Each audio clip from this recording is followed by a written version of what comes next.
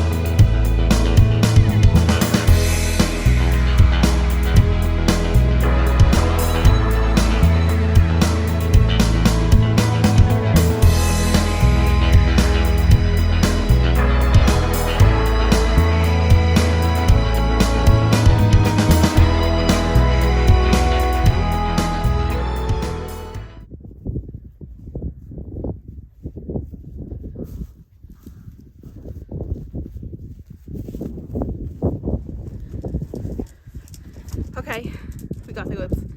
I'm so out of breath. Okay, so I have my samples. I've had to move inside because it's really windy outside and you wouldn't have been able to hear a word that I said. So I have my 4 samples that I've taken from the garden. The first one is kind of where I'm thinking of putting just like a small raised vegetable garden, kitchen garden just for ourselves. It's just outside the kitchen door. You can go and grab bits as you need them. It's very convenient. The second sample is from down where I think the polytunnel is going to go. The third one is down where I think maybe the pumpkin patch is going to go. And then, actually sorry, the third one is from where I think I'm going to be doing like the flower farm. And the fourth one is from where I think the pumpkin patch is going to go. So the reason I have behind it, like I said, like the first sample is for just outside the kitchen door. It's pure convenience, is where we're thinking of putting a little raised kitchen garden to go out and get the likes of, you know, carrots, herbs, things like that. The likes of, you know, kale that I'd be growing for the chickens or bigger crops like that can go further down the garden. This is just purely a garden of convenience, stuff that you would use all the time, lettuces, things like that. The polytunnel, if you've watched my previous video, I've explained why we're thinking of putting the polytunnel down there. Again, that's going to be raised beds, so the soil quality isn't too much of an issue there because things will be planted into the raised beds, so I'm not too worried about the soil there because it's very easy to condition with, you know, you're essentially planting into your compost layers really. Now this first sample, interestingly enough, my first impression of trying to dig this up was, well, I'm glad I'm not digging a grave because I would have been there a long time. Very stony, seemed to be a lot more kind of fibrous roots there holding the soil together. It was a lot harder to dig down into, as you can see, like the amount of sample I got from there versus where the polytunnel is going. It was very hard to dig, and it does look like it's quite squidgy, it's quite hard. It looks very clay based. So I don't mind the clay being like there because, as I said, it's going to be raised beds I'm planting into. I'm not going down into the ground so much, whereas say where I'm planning on putting, say, the flower farm, if you're digging your plants in or you're trying to plant dahlia tubers, or down where I'm planning on putting the pumpkin patch, you know, you want there to be easier to dig into because you do have big plants that are probably going straight. Merlin, get down. Sorry about that. But the likes of dahlia tubers and pumpkin plants that will be in a 5-litre pot, it's going to be a lot harder to dig this sort of soil if there's a lot of roots, if there's a lot of stones, to try get them plants in. So I'm hoping that where I'm putting the pumpkin patch is isn't too clay heavy, because that can be quite hard to dig into. And also it's not great for the plants because even though clay has a lot of nutrients in it, and it holds a lot of water, which is great for the pumpkins, it's just that it can go so hard that it's very hard for the roots to actually get out and spread and go where they need to go. So like soil quality is a lot more important to me for where I'm putting the likes of the flowers and the pumpkins, as opposed to where I'm planting into raised beds. So it could be a thing that I have to change tact on where I'm going to position different things. We'll see. But for now, I'm going to go and prepare all these samples. Oh, And I also took a sample from my mum and dad's house. So this is where I had the farm previously, and this clay is absolutely horrific. It is just pure clay. Like, it just always was so waterlogged. It was so full of rocks. It was so hard to dig into. That's why we never even really bothered. We just put the raised beds and put the compost layers on top, because that was the easiest way to deal with it. I'm sure if we went in, like if it's clay soil, right, you can condition it by adding compost. And what a lot of people would do there was that they would put their compost, they would go across and they would rotovate it in. They might even rotovate it to start with, then go back with the compost and rotovate that in and do it that way. But where we're living now, basically it was a holiday home. So they weren't even using it as a garden. It was a big field that was just left. The grass got mowed maybe once a year, and that was it. So I would imagine that there's a really, really good soil structure under there, and all the, I can never pronounce this, is the mycorrhizal fungi or whatever, the little fungi networks that all live in the soil and talk to each other and pass nutrients and, you know, interact in a beneficial way with the plants. I don't want to disturb that. So I want to avoid digging and rotivating as much as possible. Now, possibly for the pumpkin patch, I'm going to have to rotivate the top of it, but very like, maybe like the top inch. Not, oh, there's a tractor. What's he doing? Sorry, I got distracted there. I've just never seen a tractor out in the field. I think they're muck spreading. Anyway, so possibly with the pumpkin patch I'll have to do that. But again, it'll all depend on this soil test, what it all comes back like, what the results are. That might make me rethink everything and where I'm going to position things. So I'm going to go ahead with the test now. Okay, so I have my jar. And what I want to do is break the soil up as much as possible when I'm putting it in, as opposed to just leaving it in a lump, because you'll get better layers. And the idea is to see, so we should be expecting 4 layers in the jar, right?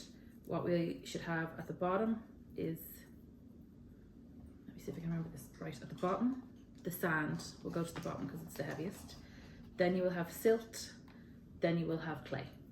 And the aim of the game is to have an even mix of all 3, and that's like the ideal. That's loamy soil, that's what you want, that's what you want to see. So it will go sand, silt, clay, and then any kind of, the top layer will just be the water and the organic matter. So now this is actually crumbling up quite nicely, but I think it's because it's kind of dry. Like, it's when clay soil gets wet, it is not your friend. So happy with how that's broken up. My husband will not be happy when he walks in here and sees me on the good kitchen table with a big thing of muck.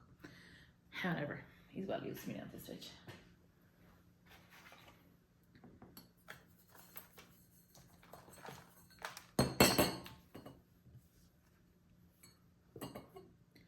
Right, I'm happy that I have enough in there.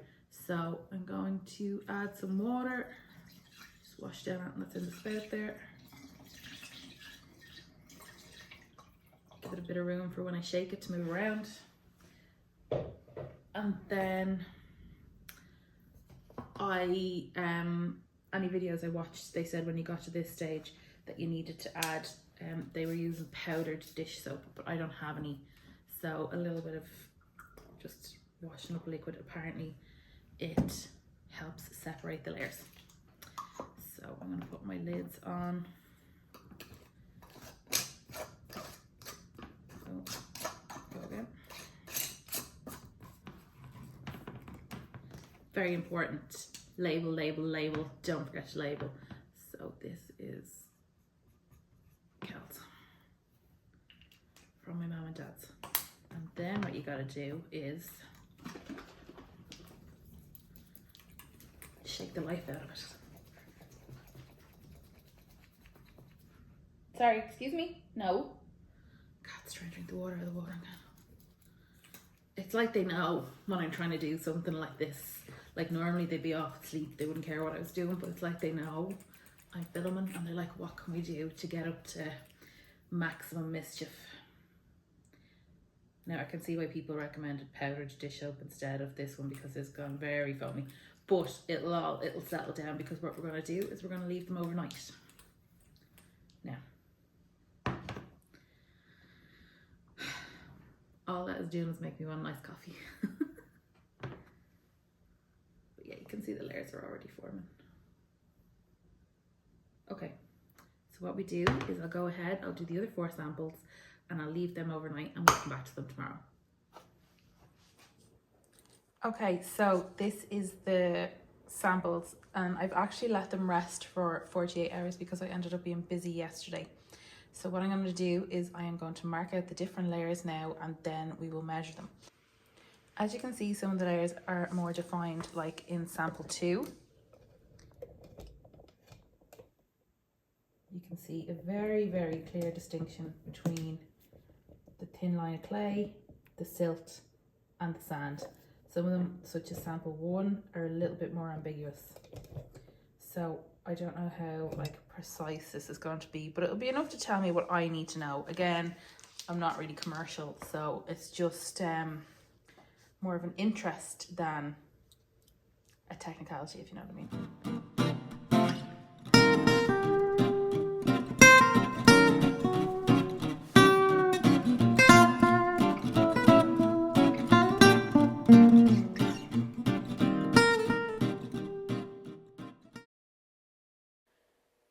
So once you've marked out all your layers, the next thing to do is measure.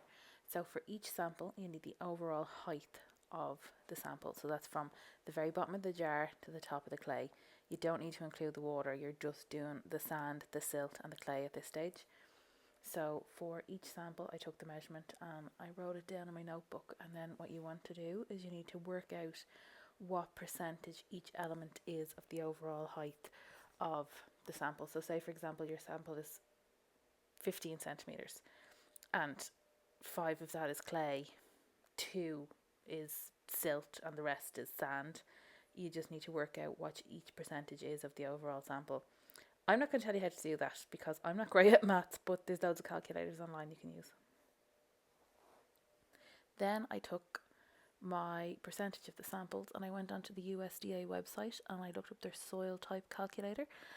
I tried to see if there was a European one or anything, but they all pointed back to this one, so it seems to be the best one to use. But they have an Excel spreadsheet that you can download, put your figures in, and the formula will throw it back and it will tell you exactly what sort of soil type that you have.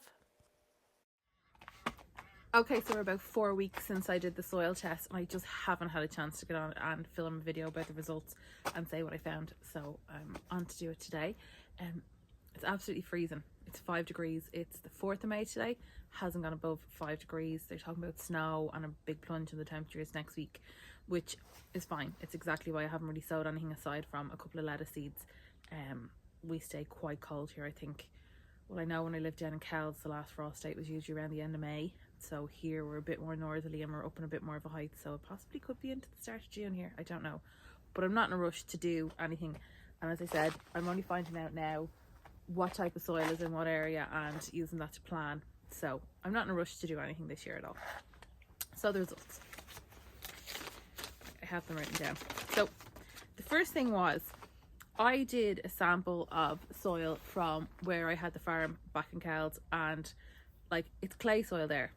I know it's clay soil, but when I did the sample, it came back as sandy soil, which it's not sandy because it's so waterlogged. It turns into a pond during the winter, and if that was sandy, it would have just run through. Now, in saying that, it's not as bad as it was, so I think the addition of the compost over the years has really helped with that. But I think my problem is I didn't dig down far enough under the layers of compost that I've put there over the years to see the clay soil. So that was a bit of an incorrect result, shall we say. So the soil here. So if you remember, I did a sample from just around here was the first sample where I was thinking of putting raised veggie beds, and the second sample was down in the corner where I was thinking of putting the polytunnel. So the soil type for the two of them has come back as sandy loam. Now that's actually fine. I'm happy with that because sandy soils mean that they've got good drainage. It also means with the loam that it's holding some nice nutrients, and the sandy soils, they they warm up quicker than a clay soil. And I'm just seeing here in my little notes that apparently they dry out quicker in the summer, but that's not too big of a deal because I'm going to be doing like the polytunnel, which is going to need, you know, it's going to dry out in any soil because it has the polytunnel on top of it. So the main thing there for me is the fact that it's a sandy soil and has drainage, so that makes me happy. So I'm kind of thinking a raised vegetable garden here on this side, and then on the slope going down towards the polytunnel would be a good place to put dahlias and dahlia tubers, because between the sandy soil and just gravity, it would be a good one that they won't rot over the winter, and I don't have to lift them every winter and dig them up. So I'm definitely thinking that strip on this side, the slopey bit, that's where my dahlia tubers are going to go. So I'm happy with the idea of being sandy loam. So then the other two areas that I had was, see, like down the bottom in the middle. So that's where I was thinking for the pumpkin patch. And then I took another sample from over in the very far corner, because obviously there's a little stream going down that way, so I wanted to see if that affected it. And basically the result for the two of them come back, which was silt loam, which I suppose silt you do get at the base of rivers, so maybe at one stage it was bigger and it impacted the land, who knows. But I don't mind the silt soil because it holds on to nutrients better than the sandy soil. And here I'm not too worried about nutrients because I'm going to be doing raised beds for the vegetables, raised beds for the polytunnel, which I'll be filling with compost, so that'll be taking care of all the nutritional needs. But over here in the middle, I'm hoping to do like the pumpkin patch and going across there maybe, and I'll be planting all the flower plants directly into the ground. So it is important that there is a high nutrient level in the soil, so that makes me very, very happy. Now the only thing is they're saying that water filtration can be poor. Again, doesn't bother me because if I'm putting the squash and stuff down there, and if I'm putting flowers and stuff, I like that they're able to look after themselves. The fact that the soil will hold on a bit of the water, that'll do them no harm, so I'm happy about that. So to be honest with you, like, all good. It just means I won't be planting the dahlia tubers down in the far corner because there's more chance of them to rot.